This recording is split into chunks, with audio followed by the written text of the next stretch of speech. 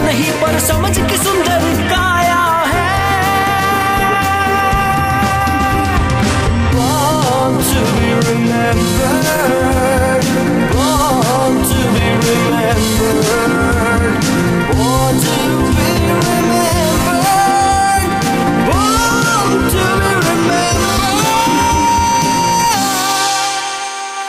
संघर्षों की दास्तान का कोई वक्त तय नहीं होता। जिंदगी में आने वाले मोड़ हर कोई सह नहीं सकता, क्योंकि इतिहास तो वही रचते हैं जिनकी शख्सियत का अंदाजा पहले से कोई लगा नहीं सकता। जी हाँ श्रोताओं, बॉर्न टू बी रिमेम्बर्ड में आज एक बार फिर से मैं संदीप भट्ट आप सभी का स्वागत करता हूँ और साथ ही करता हूँ शुरुआत एक ऐसी महिला के साथ जिसने आंधी तूफान के हर थपेड़े को अपने आत्मविश्वास से रोक दिया। भले ही दुनिया उनके खिलाफ खड़ी थी, लेकिन उन्होंने हर बार समाज को कुछ न कुछ नया दिया। मेडिकल इंडस्ट्री में ये नाम आज भी बड़े ही गर्व के साथ लिया जाता है, खास तौर पर जब बात महिला डॉक्टर्स की हो। Elizabeth Blackwell.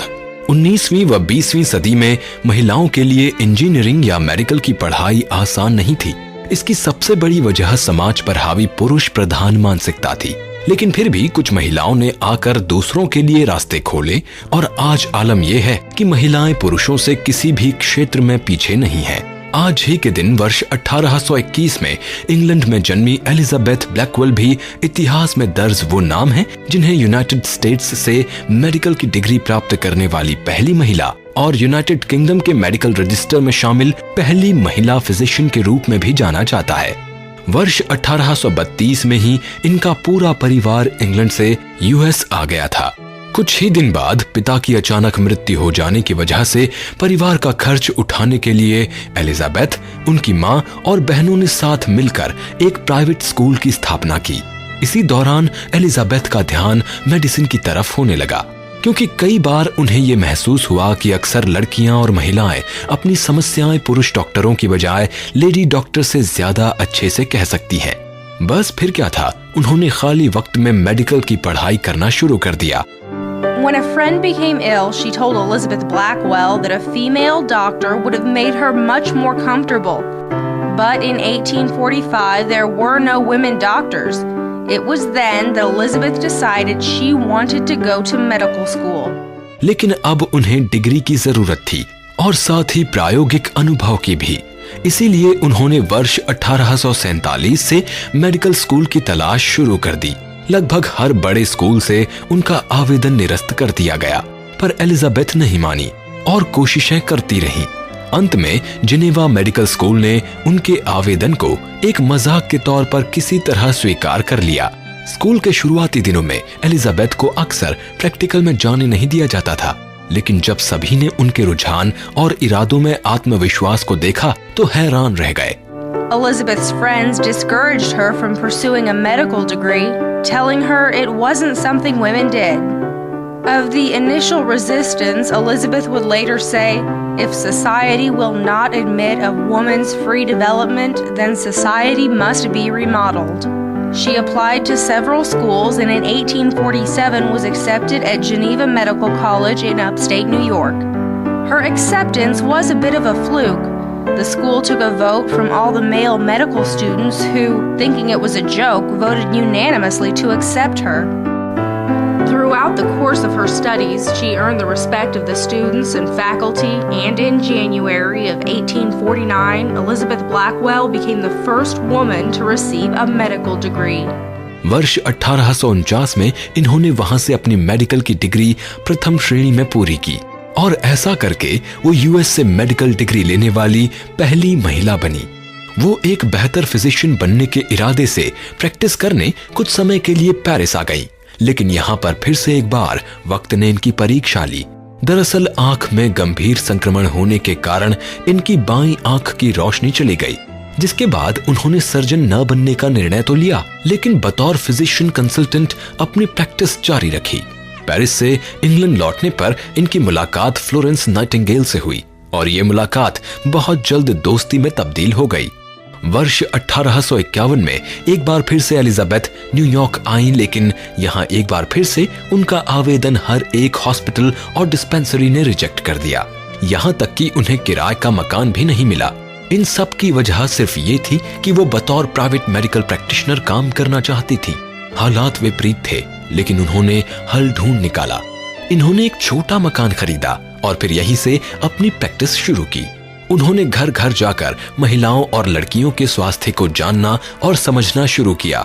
बदले में उन्हें सभी की दुआएं भी मिलने लगी, क्योंकि अब तक जो महिलाएं अपनी बात किसी से कह नहीं पा रही थीं, उसे कह सकने के लिए उन्हें विकल्प मिल गया था। प्रैक्टिस के साथ साथ एलिजाबेथ ने लिखना भी शुरू कर दिया। वर्ष 1852 में लड़कियों की फिजिकल एजुकेशन पर आधारित उन्होंने द लॉज ऑफ लाइफ नामक पुस्तक लिखी। इसी बीच उनकी एक बहन ने भी मेडिकल की डिग्री प्राप्त कर ली और फिर इन्होंने मिलकर वर्ष 1853 में न्यूयॉर्क के स्लम्स यानी झुग्गी वाले इलाकों में एक प्राइवेट क्लिनिक शुरू किया, जिसे बाद में कई मेल फिजिशियंस ने भी सहयोग देना शुरू किया।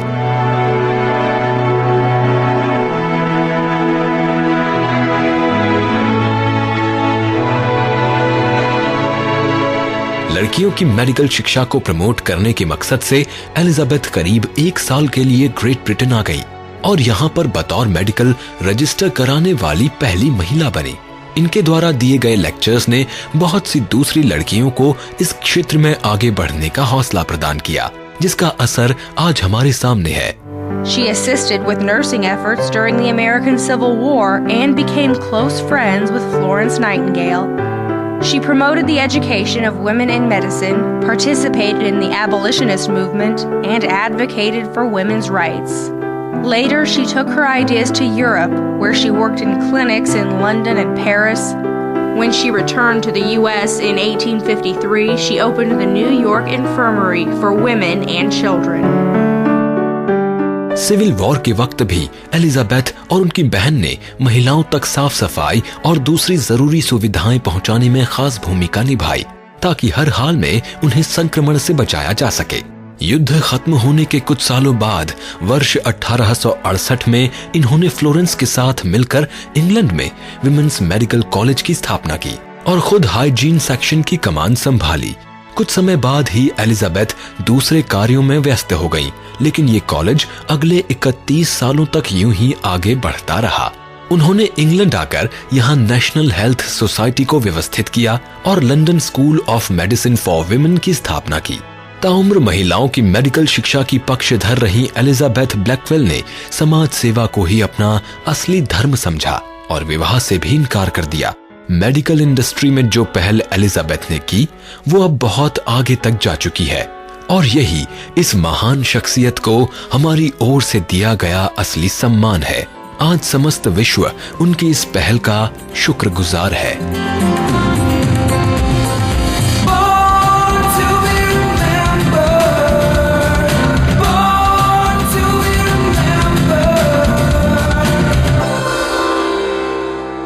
वैसे अगर गौर किया जाए तो ये साफ नजर आएगा कि भारतीय फिल्मों में मध्यम वर्गीय परिवारों के संघर्ष को बड़ी ही संजीदगी से रेखांकित किया जाता रहा है। बॉर्न टू बी रिमेम्बर्ड में हमने अब तक बहुत से ऐसे निर्माता, निर्देशकों व कलाकारों के बारे में चर्चा भी की है जो घरेलू व सामाजिक पृष्ठभूमि वाली फिल्मों के लिए पहचाने जाते हैं। दीप्ति नवल, जिन्होंने अपनी शुरुआती फिल्मों से ही लोगों को अपनी अदाकारी का दीवाना बना लिया।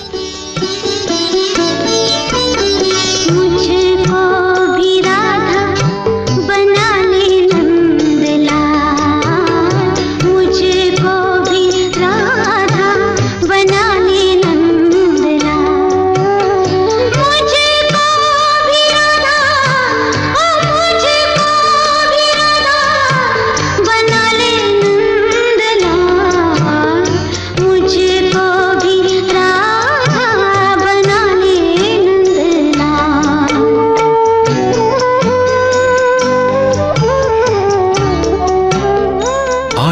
की इस बेहतरीन अभिनेत्री का जन्म 3 फरवरी 1957 को पंजाब के अमृतसर के एक मारवाड़ी परिवार में हुआ था।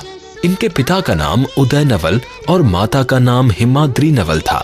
दीप्ति की शिक्षा दीक्षा यूएस से ही हुई। वहां इन्होंने मैनहट्टन के हंटर कॉलेज से फाइन आर्ट्स में बैचलर की डिग्री प्राप्त की और भारतीय सिनेमा में इनका आना एक इत्तेफाक रहा। दरअसल दीप्ति न्यूयॉर्क में अपने कॉलेज के दिनों में एक रेडियो प्रोग्राम करती थी और जब कभी भी भारत से कोई नामी हस्ती वहां जाती तो वो उनका इंटरव्यू करती थी।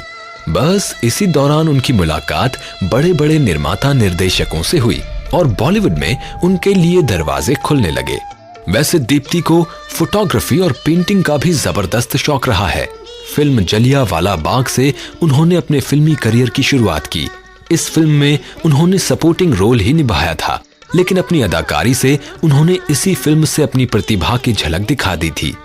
1980 में आई फिल्म एक बार फिर में उन्होंने पहली बार मुख्य भूमिका निभाई। उस समय फारूक शेख के साथ दीप्ति नवल की जोड़ी को बहुत पसंद किया गया। एक समय ऐसा भी आया कि उन दोनों की जोड़ी को किसी भी फिल्म के लिए सफलता की गारंटी माना जाने लगा। उन्होंने फारूक के साथ कई हिट फिल्म्स की। चश्मे बद्दूर, कथा, साथ साथ जैसी दिल को छू लेने वाली फिल्में इसी का प्रमाण है। मेरे ख्याल से काफी हो गया, इसे निकाल लेते हैं। मैं निकाल लेता हूँ। अब इसे सादे पानी में अच्छी तरह खंगालना चाहिए। मैं सादे पानी की बाल्टी ले आऊं? नहीं, अभी नहीं, अभी आप रहने दीजिए, वो बाद में करते रहिएगा। देखा ना कितना साफ निकला है। हाँ, वो तो मैंने आपको लॉन्ड्री का धुला हुआ तौलिया दिया था ना। क्या? ऐसे कैसे आपको गंदा तौलिया दे देता? आप भी कमाल करती हैं। खैर कोई बात नहीं। अच्छा मैं चलती हूँ। सुनिए मिस चमको, मैं अब हमेशा आप ही कंपनी का साबुन इस्तेमाल करूंगा।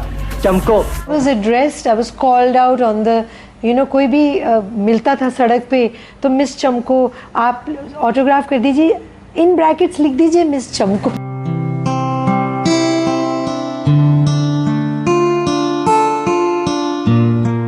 दीप्ति भी शबाना आजमी और स्मिता पाटिल की तरह ही अभिनय करने की काबिलियत रखती थी, लेकिन इसे शायद दुर्भाग्य ही कहेंगे कि उनको वो शोहरत नहीं मिली जिसकी वो हकदार थीं। अपने फिल्मी करियर से दीप्ति पूरी तरह संतुष्ट नहीं थी। यही कारण रहा कि उन्होंने फिल्मों से जल्द ही एक ब्रेक ले लिया और एक बार फिर से बवंडर नाम की फिल्म से फिल्मों में वापसी की। वर्ष 2013 में उन्होंने सुधीर मिश्रा की फिल्म इनकार में भी काम किया था, जिसमें उनके साथ अर्जुन रामपाल और चित्रांगदा सिंह ने अभिनय के जलवे दिखाए थे। दीप्ति ने अपने अभिनय के साथ साथ निर्देशन में भी काम किया है। 2 पैसे की धूप और 4 आने की बारिश उनके द्वारा निर्देशित कुछ फिल्में रहीं। अपने खाली समय में दीप्ति नवल कविताएं लिखने का भी शौक रखती हैं।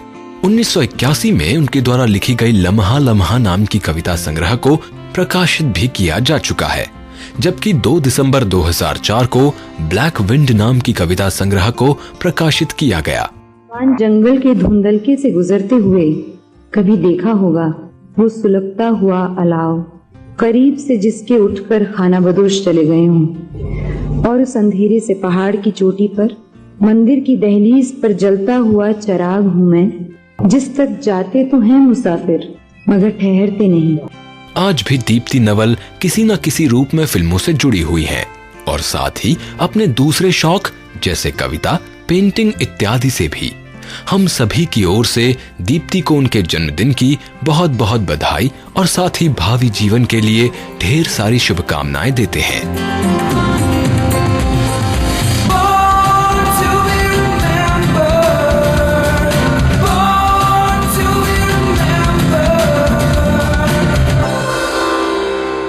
प्रेम की भाषा न सिर्फ इंसानों को एक साथ जोड़ती है, बल्कि ये भाषा जीवों व बड़े बड़े खतरनाक जानवरों को भी एक करती है। फिर चाहे रिश्ता कैसा भी हो, किसी के साथ भी हो। इतिहास में जॉर्ज एडमसन एक ऐसा ही नाम है जिन्हें फादर ऑफ लायंस अथवा सिम्बा के नाम से जाना जाता है। इस नाम को सुनकर ये अंदाजा तो आपको हो ही गया होगा कि हम एक ऐसे शख्स की बात कर रहे हैं जिसका शेरों से गहरा रिश्ता रहा है। और सिर्फ शेर ही क्यों, ये शख्स हर वन्य जीव से उतना ही प्रेम करते थे जितना कोई बाप अपने बच्चे से। आज ही के दिन वर्ष 1906 में जन्मे जॉर्ज एडमसन एक ब्रिटिश वन्यजीव संरक्षक व लेखक थे।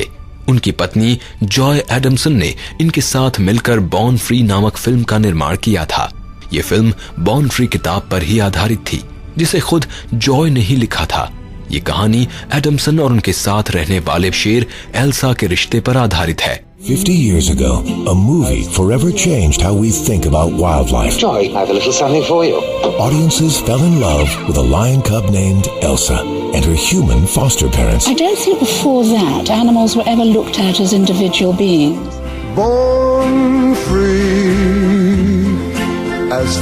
as the wind blows, as free as the grass grows.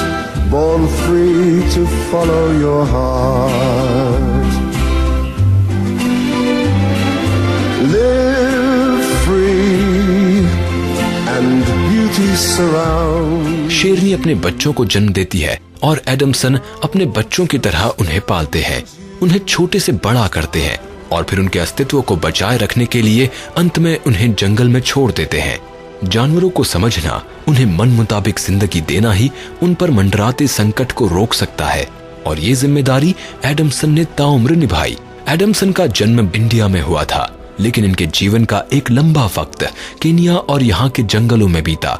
Adamson वर्ष 1924 में पहली बार केनिया आए थे। वर्ष 1956 में इनकी मुलाकात शेर के बच्चे एल्सा से हुई। इन दोनों का रिश्ता वर्ष 1966 में आई फिल्म बॉर्न फ्री में लोगों के दिल को छू गया। वर्ष 1961 में एडमसन बतौर गेम वार्डन रिटायर हुए और फिर इन्हीं वन्य जीवों के संरक्षण में लग गए, खास तौर पर शेरों के। We came to a place near to where we had found boy and girl the previous day, and it was not very long before they appeared. They came up and greeted us most affectionately, and from movements in the long grass, we could tell there were other lions there too. I hoped that from seeing boy and girl's behavior toward us, they would accept me. I needn't have worried, for soon I was waist deep in a sea of lions. It was really a most remarkable situation. Here was I in a remote corner of Africa, with 7 lions behaving with almost more affection than my own dogs back home. But I knew full well that this situation could never exist, had it not been for the patience, devotion, and understanding of George Adamson. 20 अगस्त 1989 में अपने संरक्षण कार्यक्रमों के चलते शिकारियों द्वारा इन्हें कोरा reserve में गोली मार दी गई, क्योंकि इनके रहते शिकारियों के इरादे पूरे नहीं हो सकते थे। आज भी शेरों की प्रजाति को संरक्षण और प्यार की जरूरत है, ताकि इन्हें विलुप्त होने से बचाया जा सके। ये हमारे इकोसिस्टम की अहम कड़ी है, जिन पर मंडराता खतरा मानवता को भी खतरे से नहीं बचा सकेगा। इसीलिए एडमसन के योगदानों के प्रति हमारी ओर से असली सम्मान इन जीवों को बचाकर ही दिया जा सकता है।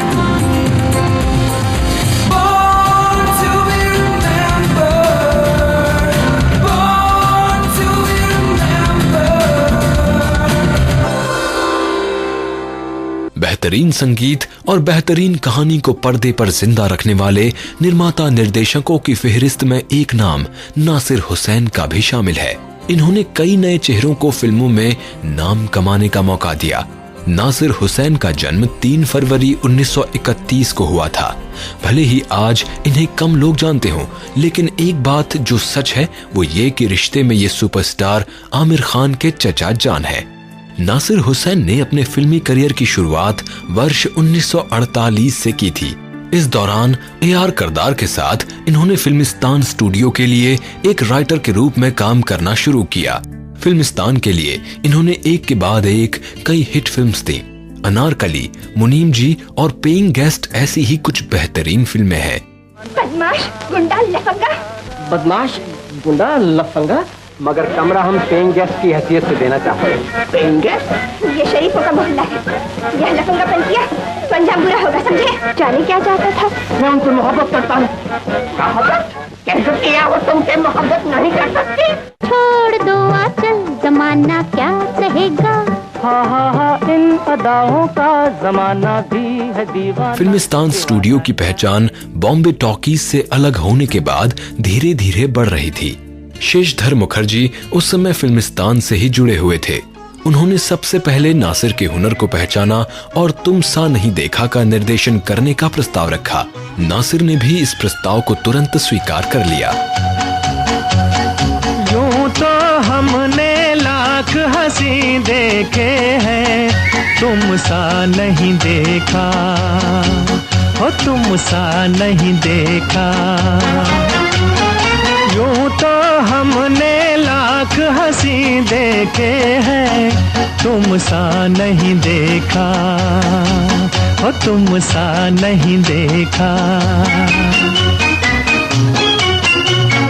उफ ये नजर, उफ ये अदा, उफ ये नजर, उफ ये अदा, कौन न अब होगा फिदा।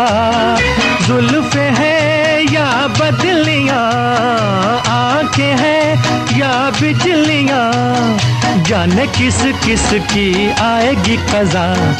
यूं तो हमने लाख हंसी देखे हैं, तुम सा नहीं देखा, तुम सा नहीं देखा।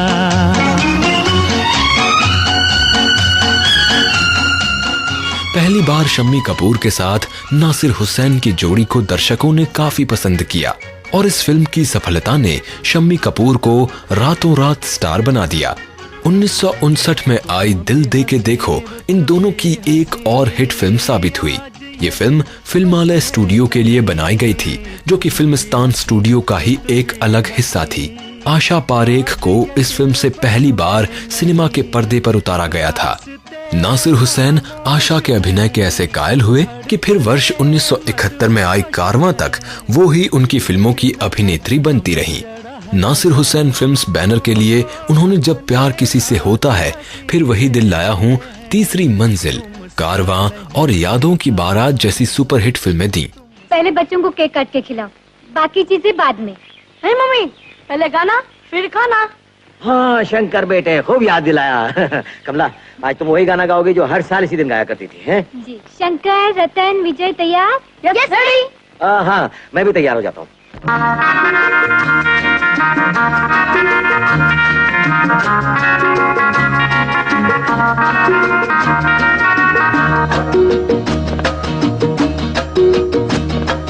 यादों की बारात निकली है आज दिल के द्वारे, दिल के द्वारे। सपनों की शहनाई बीते दिनों को पुकारे, दिल के द्वारे। ओ छेड़ो तराने मिलन के प्यारे प्यारे, संग हमारे। तुम भी गाओ ना। यादों की बारात निकली है आज दिल के द्वारे, दिल के द्वारे। सपनों की शहनाई बीते दिलों को पुकारे, दिल के द्वारे।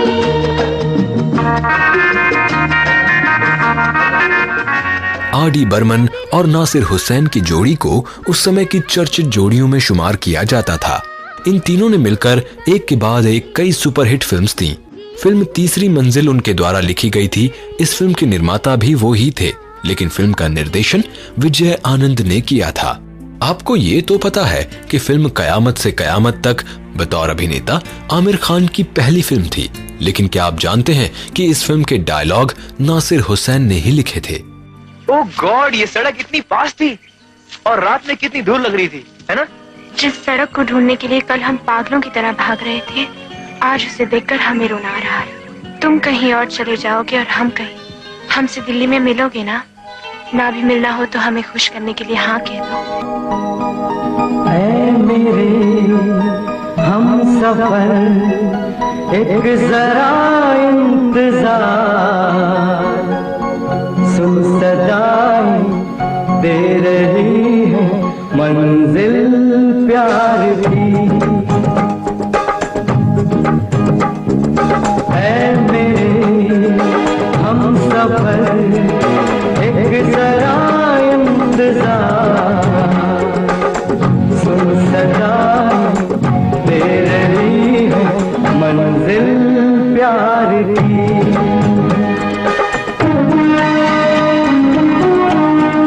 वैसे ये बात बहुत ही कम लोगों को पता है। फिल्म जो जीता वही सिकंदर के आखिरी पलों में आमिर खान की जीत हो या उनके द्वारा उस फिल्म में बोले गए संवाद, वो सब हमेशा नासिर हुसैन की याद दिलाते रहेंगे। फिल्मों में उनके अभूतपूर्व योगदान के लिए ही वर्ष 1996 में इन्हें स्पेशल फिल्म फेयर अवार्ड से सम्मानित किया गया।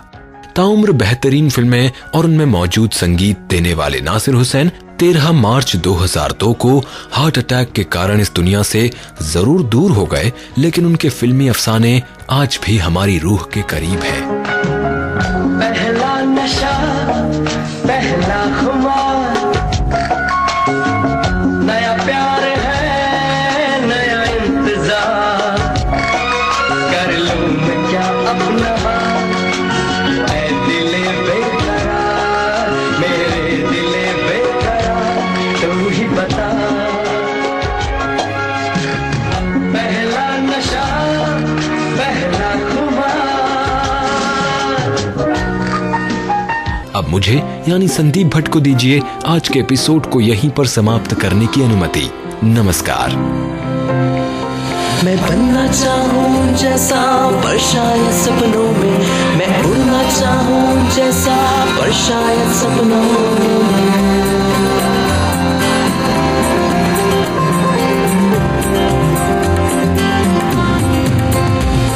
सपनों की है उड़ान, कांटे बन गए फूल समान, रोक न पाए वो मुझको मुट्ठी में मेरी है आसमान। Born to be remembered. इस कार्यक्रम के कार्यकारी निर्माता जैनेंद्र सिंह,